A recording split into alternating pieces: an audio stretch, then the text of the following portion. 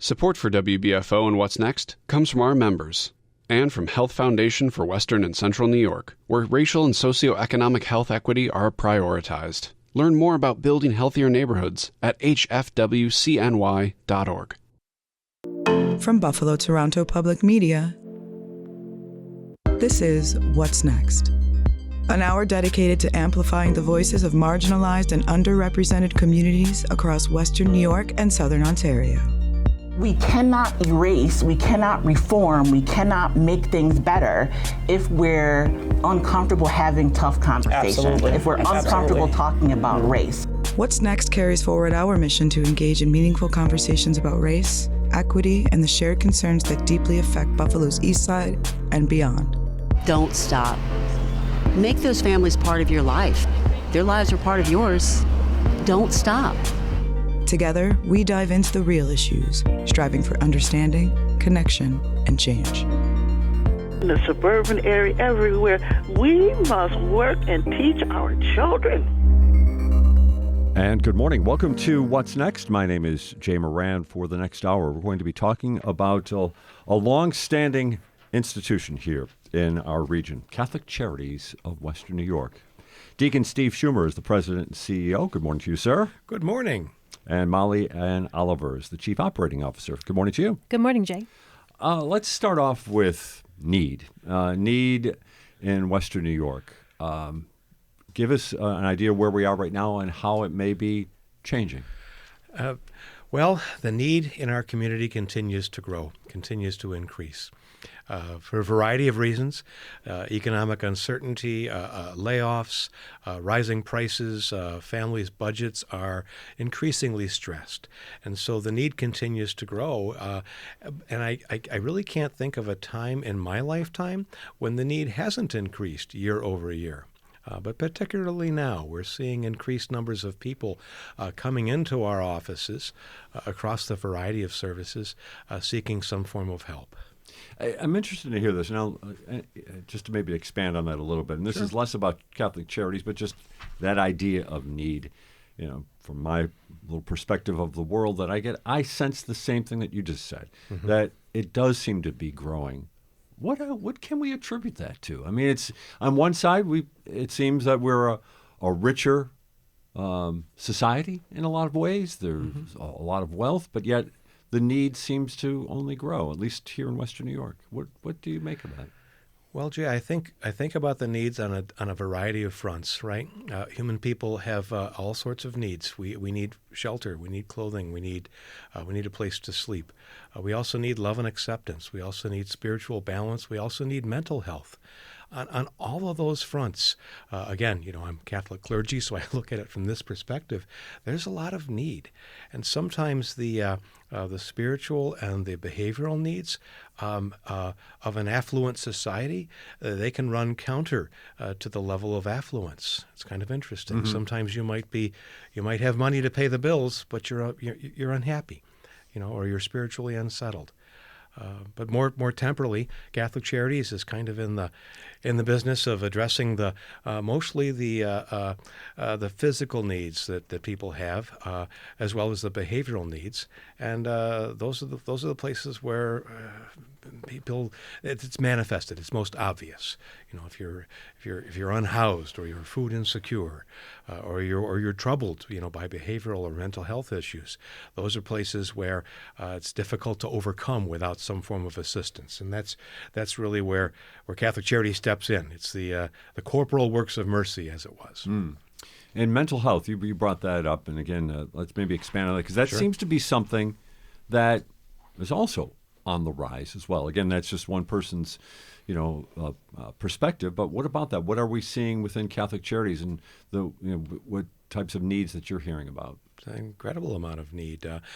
Molly, as Chief Operating Officer, has responsibility for all of the services we provide, including our behavioral health services. Those have been labeled as the Monsignor Carr Institute for decades. People might know us that way. We started to put the Catholic Charities sign on the wall so people realize they're both us. Right. Monsignor Carr was our first diocesan director when we were founded 100 years ago. So in the 50s, when they started the Institute, they said, let's name it after your Monsignor car. Okay. But Business First ranks us as the 5th largest provider of mental health in Western New York. I'll let Molly talk a little bit about the locations and the number of people we serve, and how that's continuing to increase. Oh, yeah. We have 5 locations, and located in the city, Niagara Falls, Cheektowaga, and right now we're going through renovation of 2 of those sites. Pretty exciting for the agency to be able to renovate our spaces so we can accommodate more clients. But we are also adapting our model to the changing needs of our community. There's more demand for mental health in schools. People are requiring mental health support in their families, people who've been victims of domestic violence, for example. And so we're really trying to make sure we have the capacity to serve all the people who need us. It's interesting to hear that you're adapting to the changing needs. What again, let's maybe explore what that might look like. What are we talking about here? I think our society has learned through pandemic to be more open and accepting of behavioral health as something that we need to pay attention to. Reducing the stigma affiliated with behavioral health has become a big push, and you see that on lots of fronts. And we're part of that, especially with youth and with families. So many of our services, Molly mentioned our Monsignor Carr Institute, where we actually have clinical treatment for youth and adults who have a mental health diagnosis. But so many of our other services touch on behavioral health. Therapy for a troubled teenager who's cutting class and acting up at home, and mom and dad are having difficulty in keeping them on the right path. Deterring them from ending up in the juvenile justice system. That's a behavioral health issue, right? But this is how the society is evolving, and we see that sometimes these behaviors manifest themselves in the inability to hold down a job or bring in an income or stay housed or be able to put food on the table. All these things are connected. So many of us who have resources have the ability to recover when something goes bump in our lives, right. Because we have a support network. We may have savings in the bank. We may have a stable job. We may have family around us who can support us. People who have challenges, who don't have those supports, all it takes is one thing in your life to go wrong, and you might not have the ability to recover. And that's where Catholic Charities comes in quite often. We often find people who, the person may walk into the food pantry and need to have assistance with food, but that's related to the fact that they also have something else going on in their lives. And that's what we try to do is to assess the whole person and find out, well, here's food for today, but how can we help you get to a place in your life where we can transform your life experience into something that's stable, safe, secure? How do we provide hope for tomorrow in addition to just what you need today? Well, let's talk about how individuals come across Catholic Charities. What's the number? 147,000 individuals were touched by Catholic Charities in some form or another, served by Catholic Charities by someone. That's an incredible number when you reflect upon it on the 8 counties here in Western New York. So how does somebody come across Catholic Charities? How does that happen? I mean, I guess there's a lot of different entry points. And we were talking about before we went on the air about the office that a lot of us here in downtown Buffalo know over on Washington Street. You say maybe 30 to 40 people walk in there every day looking for some sort of help. Yeah, I mean, 147,000. It's about 10% of the population when you look at that. Washington Street, for those people who live and work downtown, they recognize that location because we've been in that building since. I think it's been since the 50s. We have a photograph on the wall. It used to be a department store called Norbin's back in. Anyway, that's a common place. But for example, we also we are the administrator of WIC for 3 counties in Western New York. How many WIC offices? I'm giving Molly a quiz. I think it's 8 right now. Okay. Right? There's a lot of people, and through So pandemic. that's something somebody would apply they through would the apply state WIC. and then end up working through one of your offices. So a family who receives SNAP assistance is always eligible for WIC as well. Okay. And so it's a really easy program, and I think we've got something like 20,000 families. The program was started. It's a federal program administered at the state level. Women, infants, and children is WIC.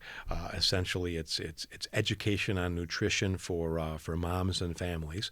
We have dads as well, of course, but basically it's formula. It's information about breastfeeding and nutrition. Very, very popular program. That often is an entry point because a family might have other needs that we discover in working with them. Same thing in the food pantries. Someone comes to us in a food pantry and we talk to them and we discover, well, what else is going on in your life? Likewise, in behavioral health, someone might come to us, with anxiety, with depression. They're having difficulty coping, and these are some common entry points. Yeah, let's talk about the food pantries a little bit because, again, this is something that seems to only expand. 6 in Erie County, if I'm not mistaken, and a couple outside the county, Wellsville, Franklinville as well. What's driving the expansion of this, and I mean, how often are they being utilized? What's going on? Molly, you want to talk a little bit about the food pantries? Oh, sure. We actually had 9 food pantries, one in the Gettsville area in Town Square that has recently closed, and we're looking for a more innovative way to support the needs of that community. But those food pantries see so many people every day from all walks of life. And if you ever have an opportunity to really see Catholic Charities from the inside, I suggest coming in as a volunteer in those pantries. It's really moving, not just the work of our staff, but the work of our volunteers to serve the needs of the community. And then through those programs, our staff can also refer the clients of the pantries to other areas. I mean, food insecurity is one of the greatest needs in our community, something so basic like that. Right. And there's one in Lovejoy, do I have that right? Yes. And one in Lovejoy? Yeah. And one on Rich Street, that's just off of Genesee? Is that the one as well? Yeah. That's used to be the, I believe it was Our Lady Queen of Sorrows Parish. The church building is the King Urban Life Center. Right. The rectory and the convent are Catholic Charities services, and that's also where we're renovating the mental health clinic. We're very proud of that because it's in the heart of the East Side, just a few blocks from the Tops where we had the terrible tragedy, and we've been in that neighborhood since the 80s. Since the 90s, and it's one of our flagship locations. The pantries are great. To your question about the pantries, we have a skeleton staff of employees. On any given day when a pantry is open for distribution, usually a couple days every week, as a regular schedule, there's 2 employees and like 8 or 10 volunteers. The volunteers, the truck comes in, someone has to get all that food off the truck, get it organized, help people come through, get checked in, get their cart and get their stuff. And it's wonderful because, as Molly pointed out, the folks in line, some of them are employed, some of them aren't employed, some of them are young, some of them are old, sometimes there's families. There's a wonderful cross-section of the community. And there's a spirit of joy and community that occurs on days when people come in, because these are the same folks who come in every month for the distribution, and you get to know people. Right. And quite often we'll have a table set up with extra goodies that we've received from one of the grocery stores, or sometimes there's clothing items, and sometimes there's personal care items, sometimes there's winter gloves and boots, and so it's just lovely. Anyone looking to volunteer should absolutely give us a call. I think what struck me most when I joined Catholic Charities 2 years ago is the tenure of the staff in the pantries, 25, 30 years, and there's no place they'd rather be. Really? They know the community, and they love what they do, and that, is really moving. Yeah. Feedmore is our partner for the food. There are many pantries all across Western New York. Most often, an organization like a church or a community group will have one pantry, maybe two that they operate. We're a little unusual because we've got 8 pantries that are under the Feedmore umbrella. So it's a really great partnership. We're so grateful to our colleagues at Feedmore for what they do for us. Yeah, and Wegmans, too, for all of the other additional items that they're able to provide our clients. Yeah. We're talking this morning with 2 folks from the Catholic Charities of Western New York. Deacon Steve Schumer is the president and CEO, and Molly Ann Oliver is chief operating officer. I want to stay with the food pantry structure for just a little bit, and also how Catholic Charities is funded overall. So take me into that a little bit. The idea that, there's the appeal. The appeal's looking for X amount of money. But obviously, you're not going out and buying groceries with the Catholic Charities appeal, right? Yeah. That's a good question. It was something that I was surprised to learn when I first joined. The food itself comes from Feedmore, and it's pennies on the dollar, right? So most of that food is not where we spend the money. Our funds are needed to rent the space, to pay for the heat, the lights, the insurance, and a couple of employees. But still, when you're running, 9 locations across the whole footprint, it's a significant use for the appeal dollars. Right. Any listeners who are in a parish running one particular food pantry can appreciate this. If you didn't have the parish hall for the space, you'd have to go out and rent space, and that's essentially what we have, right? So we rely on donor dollars to keep that going. The way Catholic Charities is funded is the appeal is really, really critical because quite often we will do work under contract or under grant, quite often through a county government, sometimes through a state government, sometimes through a federal government. And what that really means in practical terms is you get the contract to do the work, and you present a voucher to the funder to say, okay, here's the people we've served under this contract, and then they pay you back. Well, weeks and months go by between the time when you employ a person and rent the space and provide the service and you actually get paid. And so that presents, quite frankly, a cash flow problem. And so Catholic Charities has the economies of scale, and using money from the appeal, we're able to make payroll, pay for the insurance and the heat and the lights and the rent and all that to keep the entity rolling while we wait to be reimbursed, by funders. And the appeal specifically supports food pantries in a big way, mental health. So most of the folks who come see us have public insurance, Medicaid, Medicare.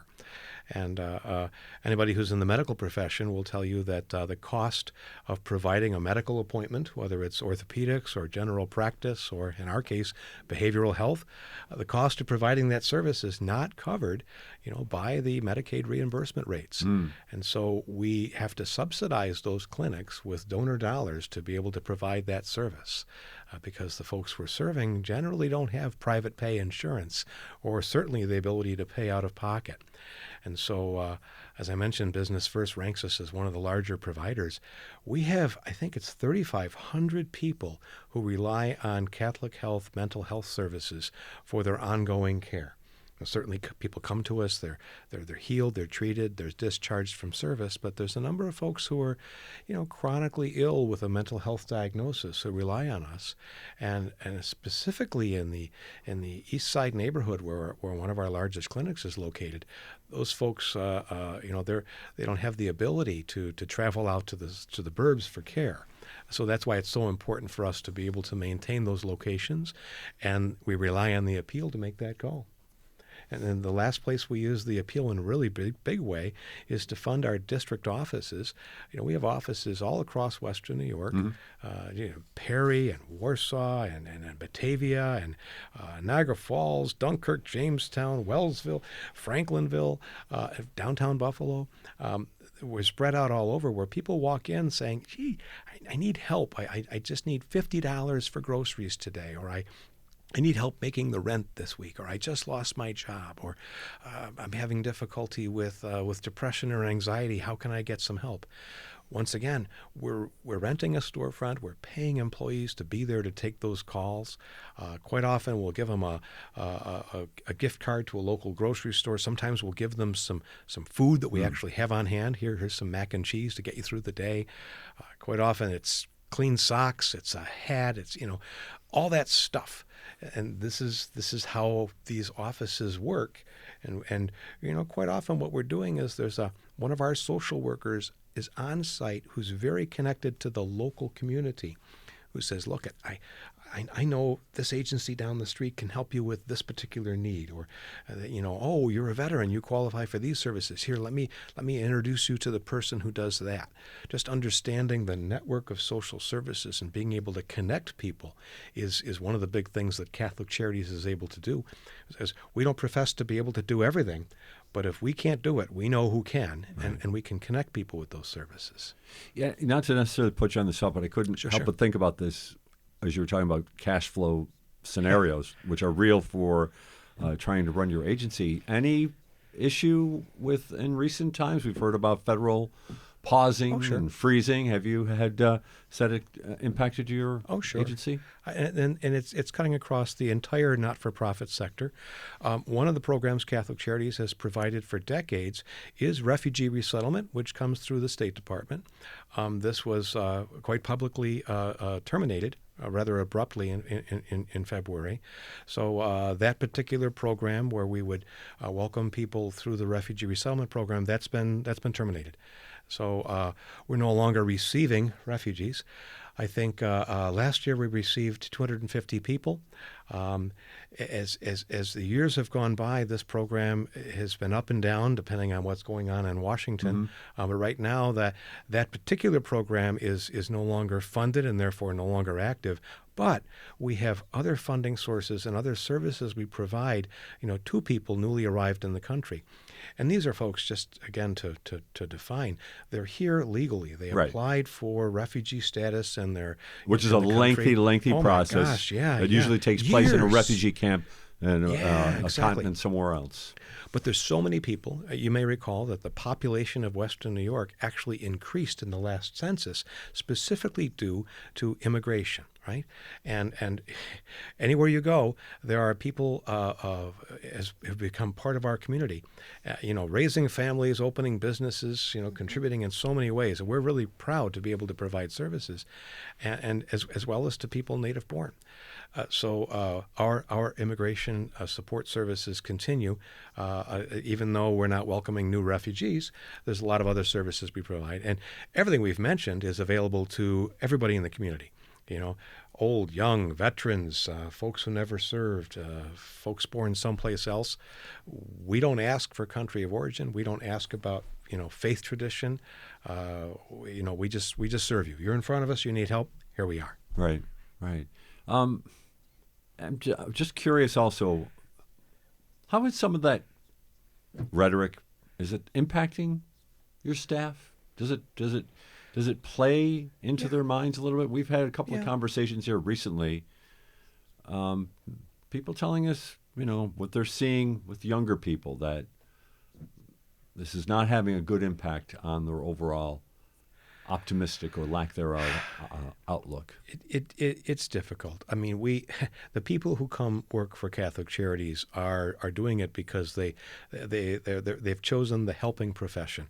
A lot of these folks have gone to school for social work, and that's their chosen field.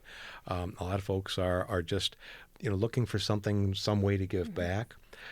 Yes, it can be disheartening when you feel that the work that you dedicate your life to is becoming unpopular.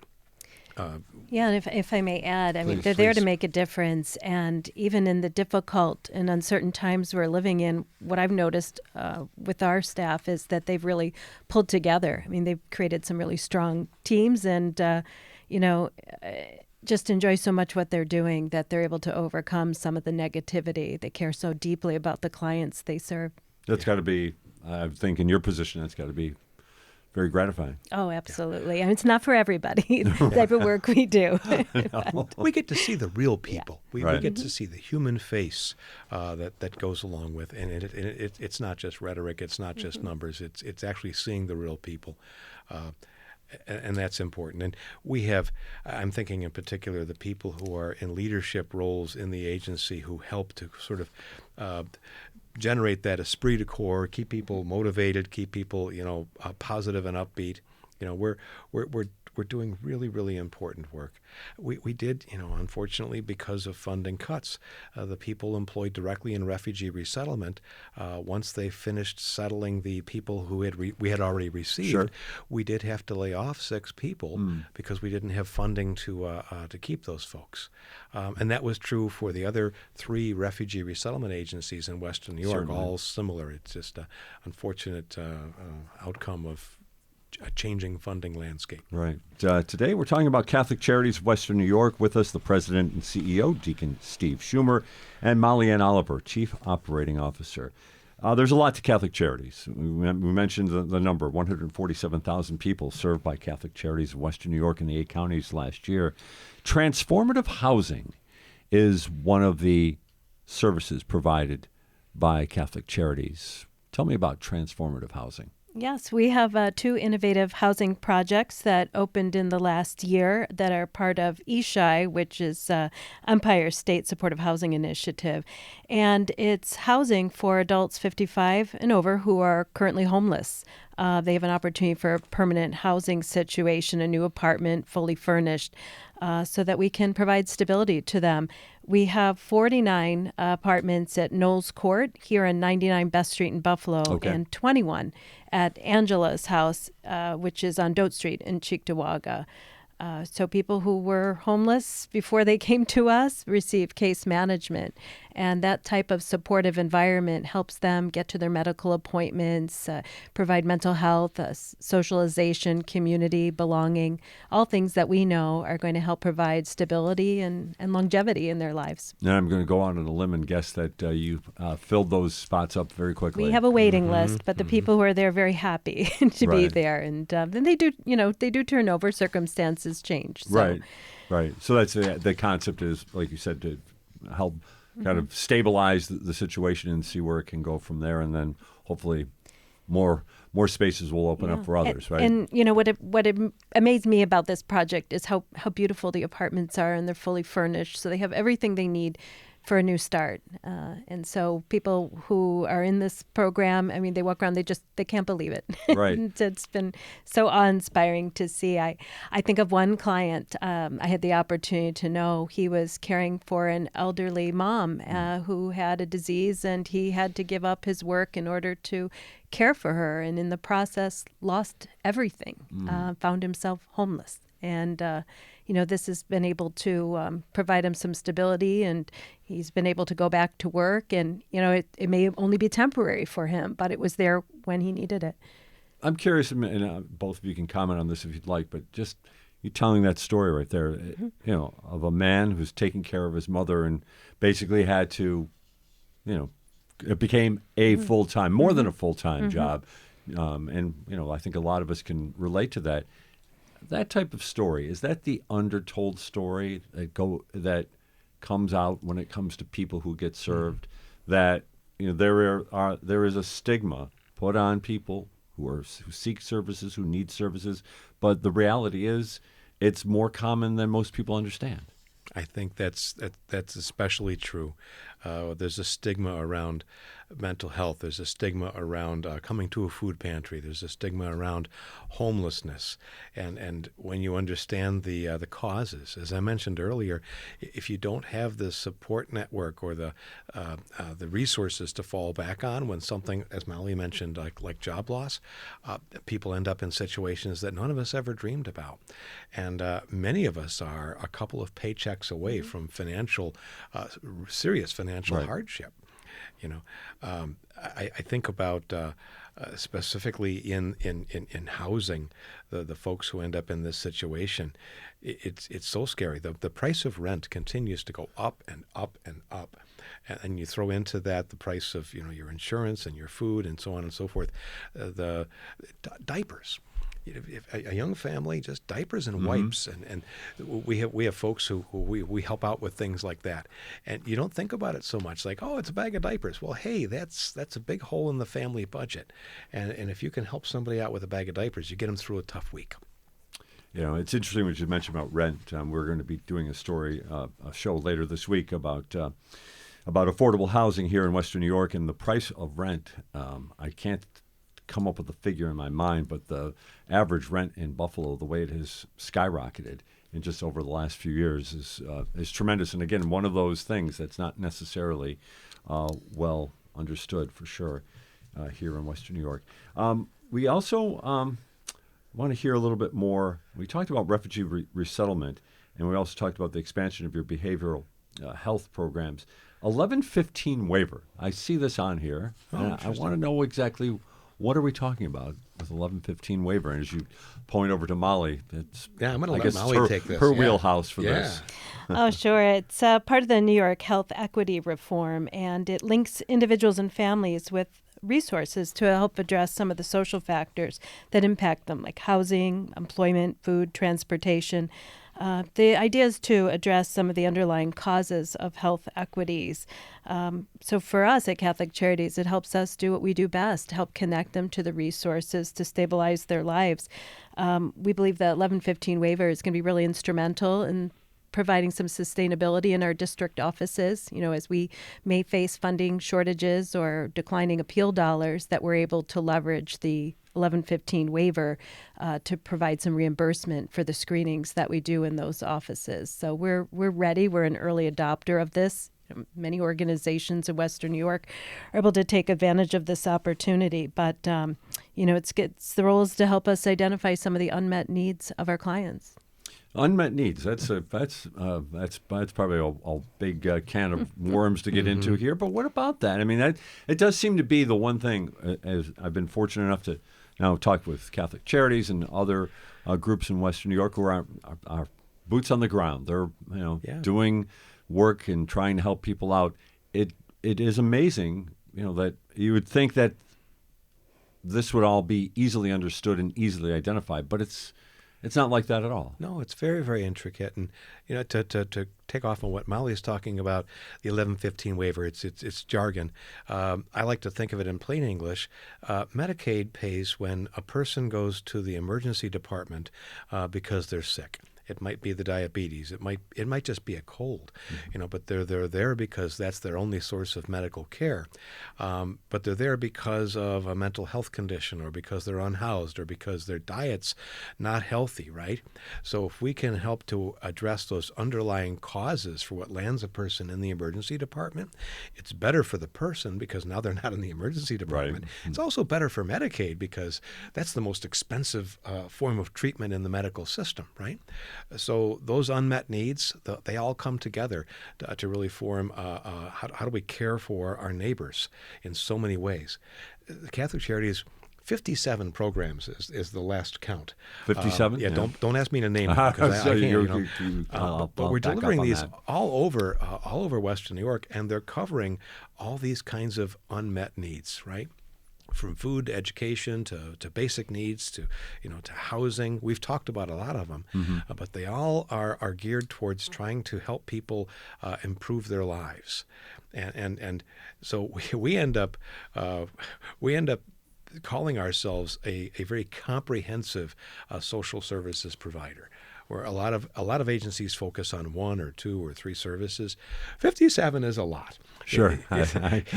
Any given Says day. the president and CEO, yes, Oh, right. my and goodness. the chief operating officer.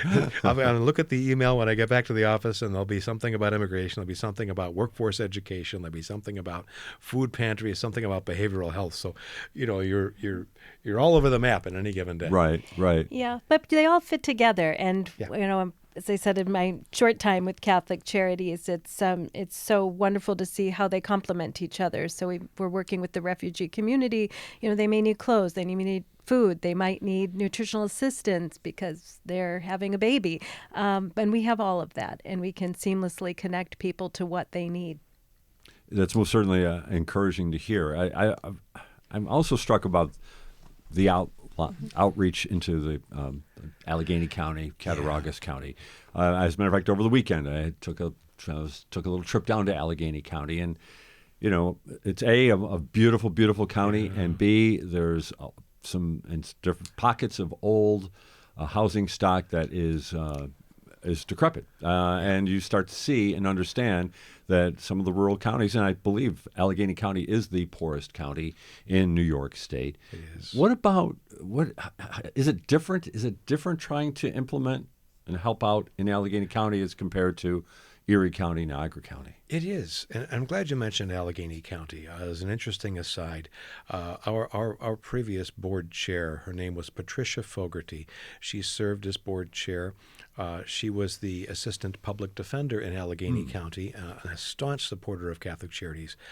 Pat sadly became ill and died last year, and today would have been Pat's birthday. Oh, geez. So talking about Allegheny County is important. And yes, it is difficult to serve there, but Pat was always a fierce advocate because as public defender, many of the folks that Pat would see in her office would also be in need of services, right? These things all go together, and sometimes an intersection with the legal system is an unfortunate outcome of a person's economic or behavioral situation. And so, yes, we do have services there. Quite often, some of the services we provide are funded by the county government. But because, Jay, as you pointed out, Allegheny County has a smaller population and a lower tax base, their ability to fund social services at the same level as, for example, Erie County is simply diminished. So we do the best we can, but there continues to be need that we have a challenge facing. It's one of the frustrations of this work is we talked about food pantries. We've got 9. I wish we had 19. We've got 8 district offices. I wish we had, double that, because the need certainly exists, but there's just not enough funding and not enough resources to be everywhere where there's need. And transportation is an issue, of course, in our rural counties. I'm glad you got to mention Pat Fogarty. She continues to inspire the work we do in our rural communities. But when I think of Allegheny County, I think of an important partnership we have with the county on multisystemic therapy, where our social workers, our clinicians actually go into the homes to help families with children who've been identified by CPS or the schools or even the courts. And this program is, could be the last step before going into the juvenile justice system. And I'm proud to say our clinicians have helped those families and helped those children so that doesn't happen. So they've been able to stave off a next step that could be even more severe, and have more of an impact. That's great to hear. I mean, I guess that's part of the work then. When you're in the outlying counties, is you've got to go to where the people are more. Yeah. We have a number of programs. We provide MST for short in Erie County as well, and in Niagara County. It's a home-based therapy. It's 3 to 4 days a week, an hour a meeting, essentially empowering the parents, the guardians, with the skills they need to help bring their children back to safety, stability, hope. Right, and it's a very highly structured, evidence-based program. Catholic Charities is the only agency in Western New York who provides this therapy, and I can tell you that in Erie County they're very, very excited about it because it works. Okay, keeping a kid out of the juvenile justice system is obviously good for the kid, and it's good for society because it's a lot better for everybody if a kid's on the straight and narrow and finishes school and goes off and gets a job or goes to higher education, than ending up in trouble with the law and who knows what. Not to put more on your plate, but is this a program that you could see expanding?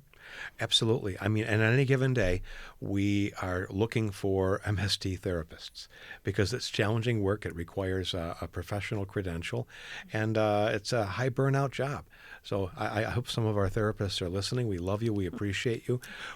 We need like 5 more. I think we've got open positions all the time, and there are kiddos who are waiting for service, and we don't have enough therapists to serve them.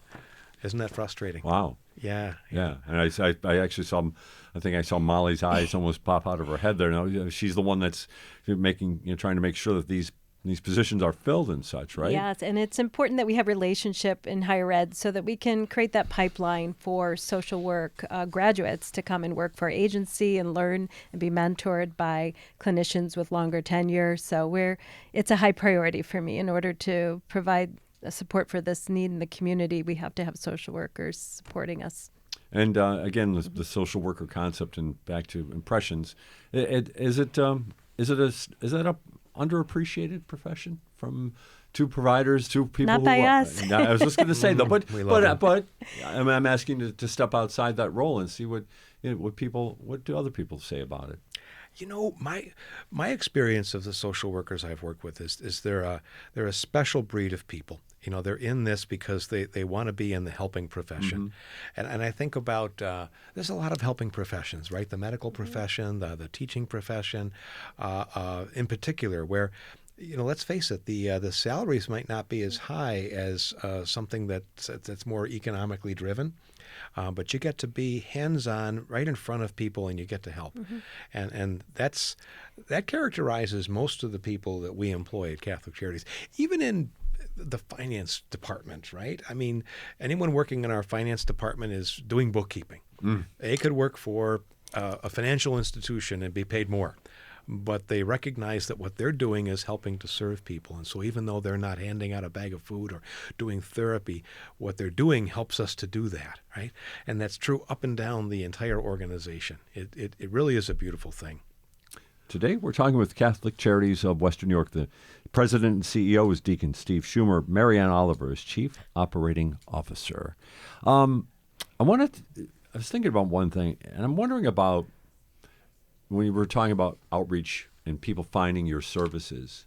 I'm wondering what people think of the, for lack of a better term, the Catholic Charities brand. You know, I mean, I can remember Catholic Charities from when I was a little guy, way back. So it's always been around. Does that seem to offer or help people come in? Does it give them a little boost maybe to come into a place that has a familiar name? You know, I think so, because we've been part of the community. We celebrated our 100-year anniversary just last year. So we've been part of the community, and whatever faith tradition people are, there's been a church on the corner everywhere in Western New York, right? So again, I'm Catholic clergy, so I'm very proud of the Catholic heritage of the work that we do. And we like to say that we serve people not because they're Catholic, but because we're Catholic. And we serve everybody. The word Catholic with a small c means universal. And so we're a very important part of Western New York, and we're very proud of that heritage. Yeah. Molly and Oliver, we want to make sure that we talk about a couple other things that I know you wanted to get into a little bit about when it comes to work in schools, right? And this is another key part of the thanks, Jay. Our in-school social work program, we call it ISWIP, is a program that has great growth potential because there's just so much need in the schools to support our students and our teachers and our families. So the program I just mentioned with social work provides some training, some curriculum to address emotional factors, help improve their family dynamics. There are actually 10 character development areas as part of that program. But we also have another program called Closing the Gap that helps improve the academic barriers to success, like food insecurity and social services. So we have Closing the Gap clinicians in the schools to help the schools navigate some of the challenges the family has. And then one more program is called the Foster Grandparents Program. That's a federally supported program through AmeriCorps Seniors. And that not only provides a meaningful volunteer opportunity for those 55 and over, but it provides one-on-one mentoring in the classroom, hospitals, community centers, so that the kiddos in our programs have a role model, somebody who, like a grandparent figure, that can help them in the classroom and academically. Are there other volunteering opportunities within Catholic Charities? I know we talked about it when it came to food pantries. Yes, thank you. We definitely need more volunteers in the foster grandparents program. So if there's anybody over the age of 55, over 55, and there are some income guidelines for that program, as well as we need a commitment and that they're fit to do the job and work in the schools, because working with children it can be a little demanding. But if they fit those qualifications, we'd love to talk to them. Okay. What about across the board then? I mean, what else is there beyond that? I mean, Those are the big places. Yeah. The foster grandparents and food pantries. A lot of folks who work or go to school during the day, it's difficult to find volunteer opportunities because we're pretty much most of our services are being done during the business day. Sure. We do have professional people who provide services evenings and weekends, but those really don't mesh with volunteers so much. We have thrift stores too. We have the Ladies of Charity on Broadway, as well as a pantry and thrift store in Wellsville that rely on volunteers too. And our annual appeal is almost all run by volunteers. Yes. Oh, that's right. Volunteers all across the diocese. Yeah, you actually stressed that before we started. You said, I've got enough as president and CEO dealing with 57 different agencies inside Catholic Charities that you really aren't necessarily involved in the fundraising part of this. Other than me going around giving homilies for Catholic Charities. Which you did, 5 yesterday? I was 5 masses at Queen of Heaven yesterday. It was lovely. I think this weekend I'm going to be at the Basilica. A fair warning for the folks at the Basilica. Right.